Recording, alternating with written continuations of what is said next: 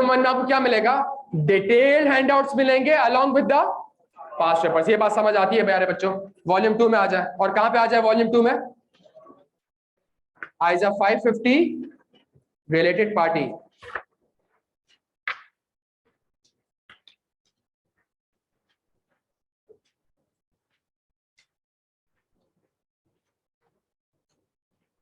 मेरे प्यारे बच्चों पेज नंबर 94 पे आ चुके हो?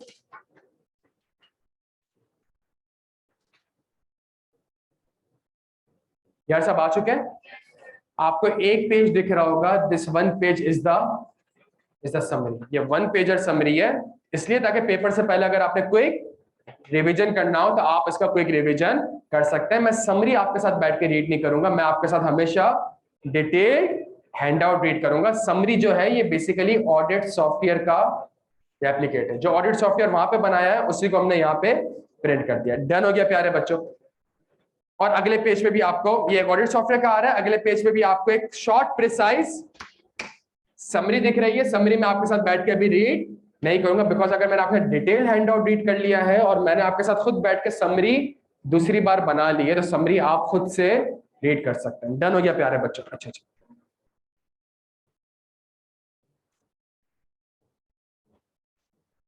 अब पेज नंबर 97 में आपको क्या दिख रहा है? सवाल दिख रहे हैं? ये कैफ के सवाल नहीं है, या तो CFAP 6 के होंगे, या ACCA के होंगे, या ICAW। क्या यहां तक बात समझ आती है? तो आपको एक अच्छा खासा डेटाबेस आपको यहाँ पे दिखेगा। फॉर एग्जाम्पल अगर आप अगले पेज पे आए तो समर 2014, विंटर 2014, विंटर 2016, ये वो सवाल है जहां जो CFAP में डिस्कस हुए हैं बच्चों। ये बात समझ आती है? इसके अगले पेज पे आएंगे आप, कौन से पेज पे? पेज नंबर 99 पे। तो आपने एक सवाल देखा था, कौन सा? ऑटम 2017। इसका सजेस्टेड आंसर आपको यहां पे मिल जाएगा। मिल गया? जवाब दे दें यार, मिल गया?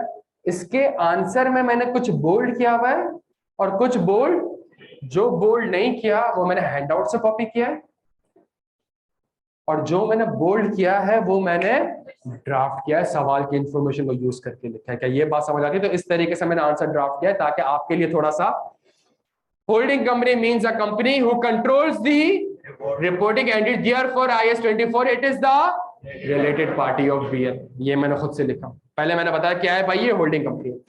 The company has entered into a transaction with its related party, holding company, where a loan payable was overdue for 6 months, however settled by transfer of securities owned by the transaction seems to be outside the normal। ये वही चीज जो मैंने आपको यहाँ लिखी है, ये चीज आपके आंसर में सारी से कंसिस्टेंट होंगी आपस में। Therefore auditor shall perform the following। ये जो प्रोसीजर लिखे हैं मैंने कहां से कॉपी करे? आइजा से। लेकिन जो मैंने बोल्ड करा है, जो बोल्ड किया है, ये वो चीजें या जो मैंने सवाल से, मैंने इंस्पेक्ट द एग्रीमेंट नहीं लिखा, मैंने इंस्पेक्ट दी लोन एग्रीमेंट लिखा है। नीचे अगर आप जाकर देखें, लोन रीपेमेंट ट्रांजैक्शन का वर्ड यूज किया है। क्या लोन रीपेमेंट ट्रांजैक्शन को बोर्ड ने ऑथराइज किया भी है कि नहीं किया? क्या यहां तक बात समझ आती है प्यारे बच्चों? तो ये हमारे पास एक अच्छा सजेस्टेड आंसर है। डन हो गया? मेरी एक बात कंप्लीट, चले आप बोलने पहले। सॉरी, जो भी हो आप इंक्वायर करें ना, आपने कबर तक थोड़ी जाना है उसके साथ। पॉइंट क्या है कि भाई ट्रांजैक्शन का पर्पस क्या है? इंक्वायर करना। आप इंक्वायर करें, वो बिजनेस रैशनल सही है गलत है, सवालों के बताएं बिजनेस रैशनल के बारे में, आप भी ना लिखें, आप सिर्फ पॉइंट डिलीवर करें उसको।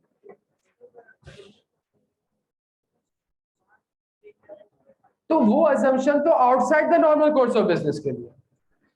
इसका बिजनेस रैशनल क्या है कि 6 महीने बाद पैसे ले रहे हो, 10 महीने बाद पैसे ले रहे हो, 12 महीने बाद पैसे ले रहे हो, 10 मिलियन के लॉस में बेच रहे हो। इसका जल्दी जल्दी बिजनेस रैशनल क्या है? इस ट्रांजैक्शन का बिजनेस रैशनल क्या है? ट्रांजैक्शन तो outside the normal course of business है, इसमें कोई इफ एंड बट्स नहीं है।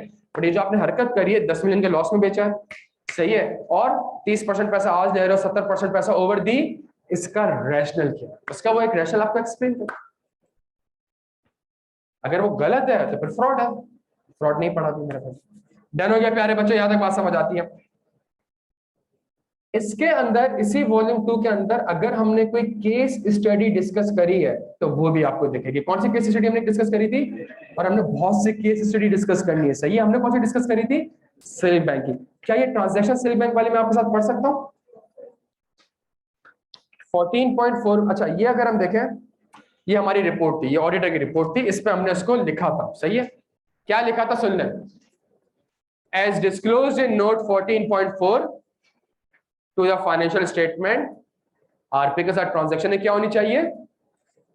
तो as disclosed in note 14.4 to the FS on December 28 2017। कौन से साल का ऑडिट कर रहे थे हम?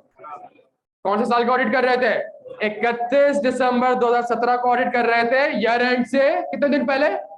On 28 December 2017 and 29 December 2017 the bank, which bank? Which bank? Through a broker, कौन था ब्रोकर?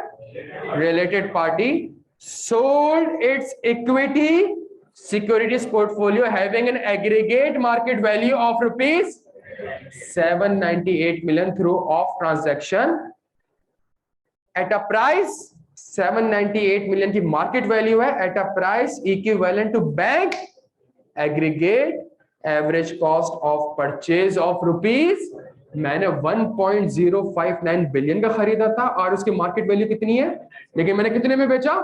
1059 में इसको बेचा। The settlement date of this transaction was कौन सा? जनवरी, 30 दिन बाद, T+30 मैंने आपको एक्सप्लेन किया था। As a result of this transaction, the bank did not have to record an impairment loss of rupees 207 million। Done हो गया प्यारे बच्चों। Prior to the settlement of the transaction on January 29, 2018, the bank provided the जल्दी जल्दी financing to directors of the broker. जिस broker को बेचा है उसी ब्रोकर को एक दिन पहले लोन दिया गया। कितने का लोन दिया गया? उतनी अमाउंट का लोन दिया गया। ये एक ट्रांजैक्शन हुई थी प्यारे बच्चों, एफएस में एडिक्वेटली डिस्क्लोज्ड। अगर आप अगला जाके देखेंगे तो 14.4 आ रहा है, इसमें ये पूरी ट्रांजैक्शन को क्या किया गया है?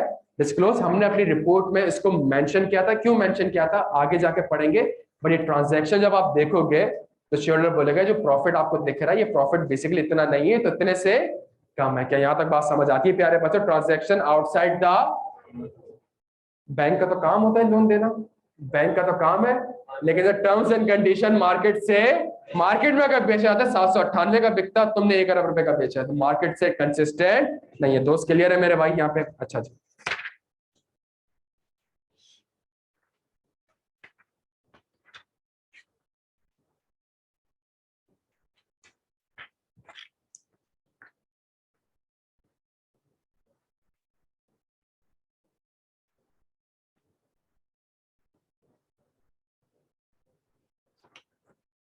इसी एग्जाम्पल पे चले बच्चों, आ जाए छेती छेती।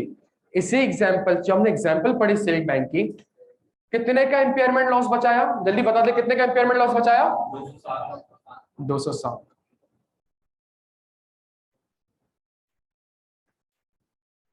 लेट से जब मैं सिविल बैंक, और बैंक है यार, बैंक में तो मटेरियलिटी ज्यादा होती है, बैंक की मटेरियलिटी थी 1 बिलियन। कितनी? मैनेजमेंट कहती है मैं इस ट्रांजैक्शन को डिस्क्लोज्ड नहीं, क्यों नहीं कर रही भाई?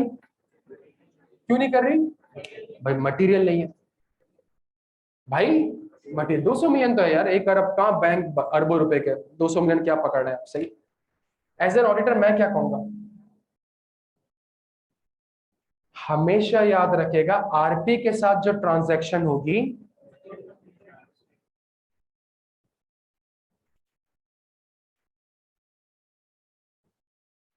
या तो वो क्वांटिटेटिवली मटेरियल, और अगर क्वांटिटेटिवली मटेरियल नहीं होगी तो जल्दी जल्दी जल्दी